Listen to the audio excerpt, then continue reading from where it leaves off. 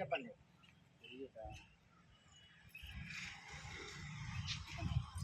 Red salute. Order. Red salute. Order. Red salute. వర్ధిల్లాలి కార్మిక భద్రత కల్పించాలి. వర్ధిల్లాలి గ్రీనమ్మచ్చి ఐక్యత. వర్ధిల్లాలి గ్రీనమ్మచ్చి ఐక్యత. ఐక్యత. సమాన పనికి సమాన వేతనం సుప్రీంకోర్టు తీర్పును అమలు చేయాలి. సమాన పనికి సమాన. వర్ధిల్లాలి గ్రీనమ్మచ్చి ఐక్యత. నశించాలి గ్రీనమ్మచ్చి పలు కేంద్ర రాష్ట్ర ప్రభుత్వాలు మొండి వైఖరి. నశించాలి గ్రీనమ్మచ్చి పలు కేంద్ర రాష్ట్ర ప్రభుత్వాలు మొండి వైఖరి. గీనమ్మ చిగులకు 6,000 కోట్ల జీతం సక్రమంగా ఇవ్వకపోవడం చిగ్గు. గీనమ్మ చిగుల కేంద్ర గీనమ్మ చిగుల ప్రమాద బీమా సౌకర్యం కల్పించాలి. పెండింగ్ జీతాలు వెంటనే చెల్లించాలి. పెండింగ్ జీతాలు వెంటనే చెల్లించాలి. పెండింగ్ జీతాలు వెంటనే చెల్లించాలి. పెండింగ్ జీతాలు వెంటనే చెల్లించాలి. పెండింగ్ జీతాలు వెంటనే చెల్లించాలి. జీతం కూడా సక్రమంగా ఇవ్వకపోవడం చిగ్గు. 6,000 రూపాయలు కూడా సక్రమంగా ఇవ్వకపోవడం చిగ్గు. నశించాలి గ్రీనమ్మ చిరుపల్లి కేంద్ర రాష్ట్ర సార్ 2 కోట్ల పని అంటారు. ఉదయం కొంత సాయంత్రం కొంత ఏటు గడుస్తుందంటే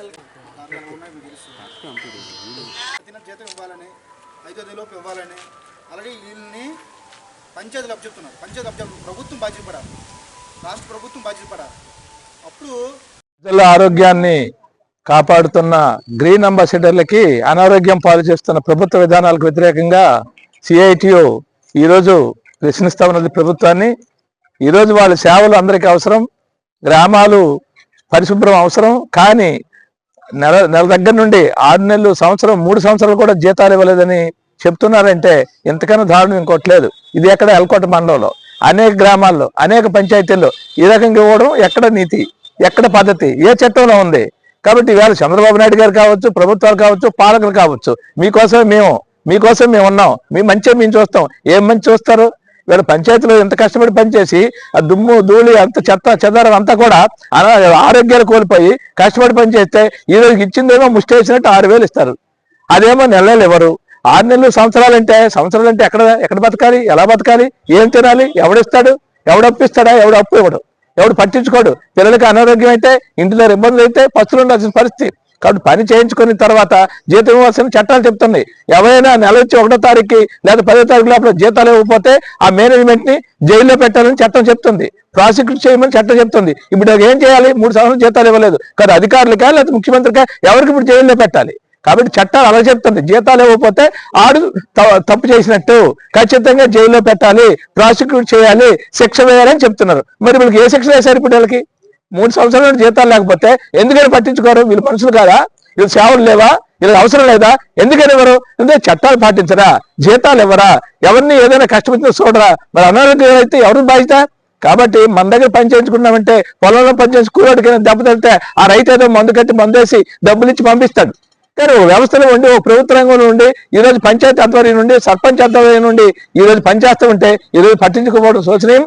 ఆ రకంగా ఈ ప్రభుత్వం వ్యవహరిస్తే మాత్రం చూస్తూ ఊరుకాము. సిఐటిగా ఈ జిల్లాలో ఉన్న గ్రీన్ అంబాసిడర్లు కానీ, ఈ లక్కవరపుకోట మండలంలో ఉన్న అంబాసిడర్లు కానీ మొత్తం సమస్యలను పరిష్కరించకపోతే 1 రోజులు టైం ఇస్తున్నాం. ఇప్పుడు 6 నెలలు, 3 నెలలు, సంవత్సరం, 3 సంవత్సరాలు జీతాలు లేవని చెప్తున్నారు. వివరాలన్నీ ఎండీ గారికి చెప్పడం జరిగింది. కాబట్టి 10 రోజులని సమస్యలు పరిష్కరిస్తే సరే, లేకపోతే జిల్లా వ్యాప్తంగా ఆందోళన చేస్తాం, ఈ మండలం కూడా ఆందోళన చేస్తాం. ఇక్కడే టెంట్ వేసుకుని కూర్చుంటాం. ఖచ్చితంగా పనులకు వెళ్ళేది లేదు, విధులకు వెళ్ళేది లేదు, ఖచ్చితంగా విధులు బహిష్కరిస్తాం.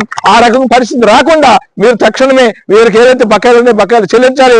6,000 జీతం కాదు, చట్టబద్ధంగా ఏం జీతం అయితే డిమాండ్ చేస్తున్నామో ఆ జీతాలు ఇవ్వాలి. అది ప్రభుత్వం చేయాలి. కానీ ఇక్కడ చేయాల్సిన అధికారులు, ఇక్కడ ఉన్న యంత్రాంగం మాత్రం వీళ్ళు ఆదుకోకపోతే ఖచ్చితంగా ఉద్యమిస్తామని చెప్పేసి ఈ సందర్భంగా హెచ్చరిస్తాం.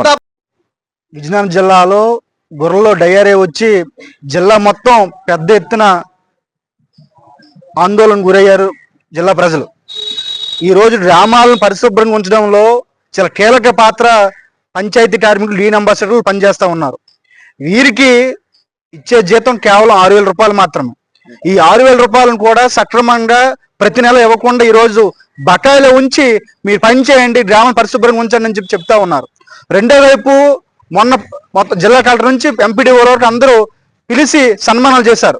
మేము అడుగుతా ఉన్నాం, పనిచేసిన కాలానికి జీతం ఇవ్వకుండా ఈ సన్మానాలతో మా పొట్ట నిండదు, మా కుటుంబం ముందుకు వెళ్ళదు. కాబట్టి ఈ రాష్ట్ర ప్రభుత్వానికి, ఈ జిల్లా అధికార యంత్రానికి చిత్తశుద్ధి ఉంటే వెంటనే బకాయిలోని జీతం వెంటనే విడుదల చేసి ఈ కార్మిక కుటుంబాలను ఆదుకోవాలని చెప్పేసి కోరుతా ఉన్నాం. గత వైసీపీ ప్రభుత్వం వీళ్ళు జీతం 10,000 రూపాయలు ఇస్తామని చెప్పేసి హామీ ఇచ్చింది, జీవో ఇచ్చింది. ఆ జీవో ఈ రోజు చెత్తబుట్టలో ఉంది తప్ప అమలు చేయడం లేదు. కూటమి ప్రభుత్వం ఏమాత్రం చిత్తశుద్ధి ఉంటే, గ్రామాలు పరిశుభ్రించినటువంటి ఈ కార్మికుల పట్ల చిత్తశుద్ధి ఉంటే వెంటనే వీళ్ళకి 10,000 రూపాయల జీతం ఏదైతే జీవో ఉందో ఆ జీవోని అమలు చేయాలని చెప్పేసి, ఉద్యోగ భద్రత కల్పించాలని చెప్పేసి రాజకీయ వేధింపులు చేస్తా ఉన్నారు. రాజకీయ వేధింపులు వెంటనే ఆపాలని చెప్పేసి మేము డిమాండ్ చేస్తా ఉన్నాం. సాక్షాత్తు సుందరకోట నియోజకవర్గం అయినటువంటి ఎమ్మెల్యే మండలంలోని ఈరోజు జీతాలు రాక ఈరోజు కార్మికులు ఇబ్బంది పడుతున్నారు. కాబట్టి ఎమ్మెల్యేగా కూడా దీనిపైన స్పందించి ఈ సమస్య పరిష్కారం చేయాలి, లేకపోతే ఈ ఆందోళన మరింత తీవ్రతరం చేస్తామని చెప్పేసి ఈ సందర్భంగా హెచ్చరిస్తా ఉన్నాం.